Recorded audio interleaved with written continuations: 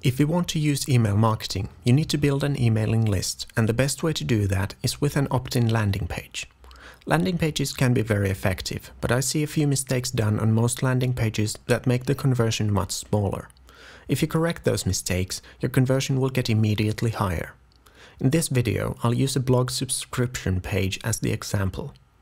Here's an example of a very poor landing page. The problems start in the header, which is too cluttered. There's too much text and too many links. There's even a site navigation bar and a search box, which is completely useless on a landing page. The problems continue with the sidebar that isn't tailored for the landing page. Instead, it's the same sidebar used on all pages on the site. Usually you shouldn't use a sidebar on a landing page at all, but if you decide to use one, tailor it for the specific landing page and make sure it leads visitors to the call to action. There are also sharing buttons that are another distraction. Unless the goal of the page is to be shared in social medias, take the sharing buttons away. The content of this page isn't any better. The headline should make a promise about the value the subscriber will get, which this doesn't. The subheadline should add value to the headline, but this one only makes you think that your inbox will be filled with spam if you give your email address. The only promise made on the page is that you'll get an ebook when you subscribe, but without explaining what the ebook is about or why it's valuable, the promise is weak and won't push anyone to action. Finally, there's the opt-in form, which has 4 sections. The first is the headline. This headline could work in the opt-in form if you had proved the value of the subscription and the ebook before the opt-in box. But in this case, neither the subscription nor the ebook have any perceived value, which makes the headline very weak.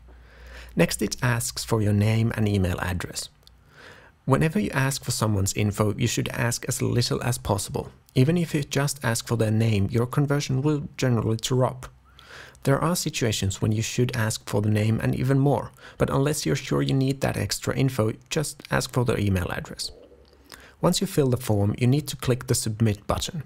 The button has a lot of influence over your conversion, so don't just leave it as it is.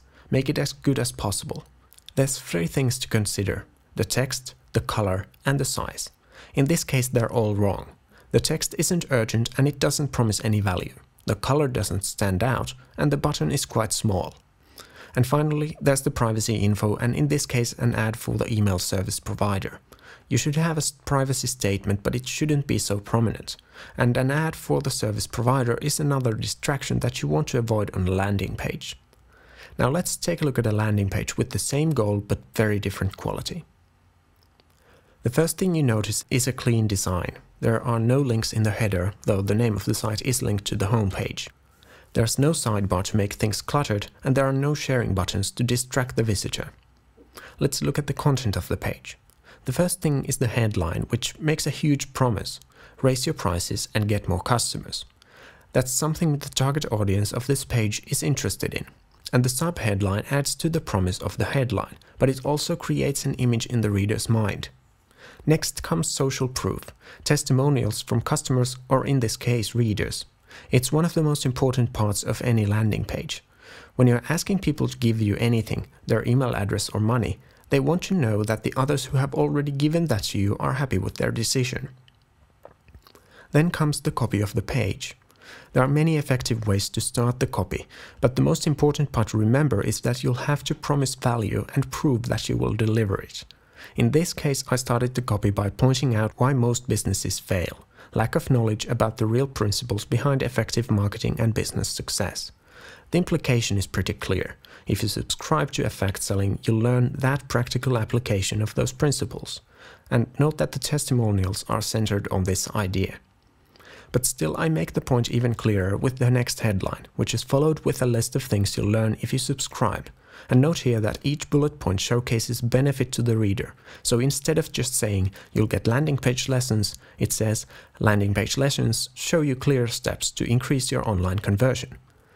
After the list of benefits comes a section that may seem unimportant, but actually addresses the most important objection to subscribing.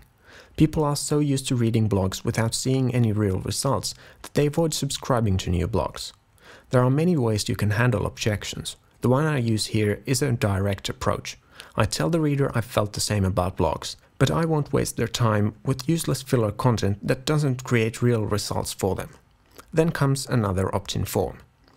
It might seem unnecessary to have so many opt-in forms, but you should give the reader the option of opting in when they're ready for it. So if your copy is long, make opting in easier and have an opt-in form in all key places. Now, finally, come the freebies. Most opt-in landing pages start with the freebie, and it's often a good choice.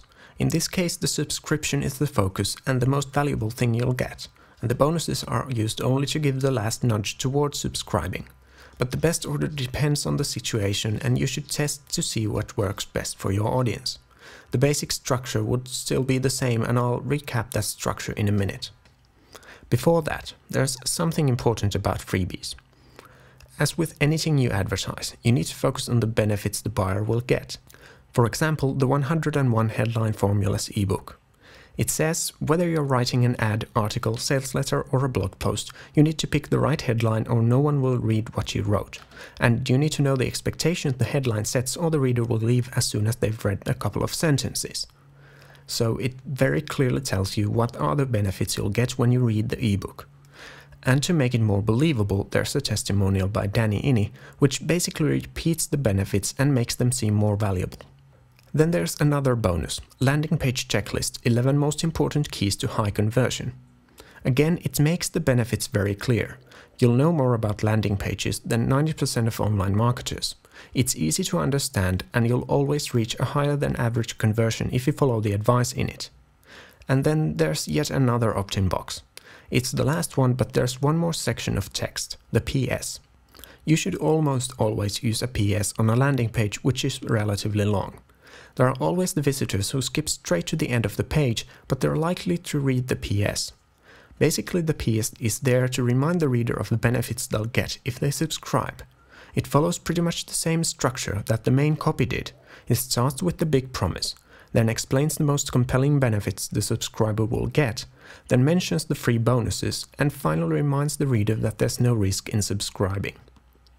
Now, if you're serious about building landing pages that convert, maybe your business's profits depend on it, click the link below the video to get more landing page lessons, some of which are much more advanced than this. That will make increasing your online conversion easy. And if you want to see the example landing page, click the second link under the video. What you'll find may not be identical to what you see on the video. Why? Because I'm always running at least one test on every landing page to see which small or big change will increase the conversion. My name is Peter Sundin. Thank you for watching. If you have any questions, feel free to ask them in the comments below.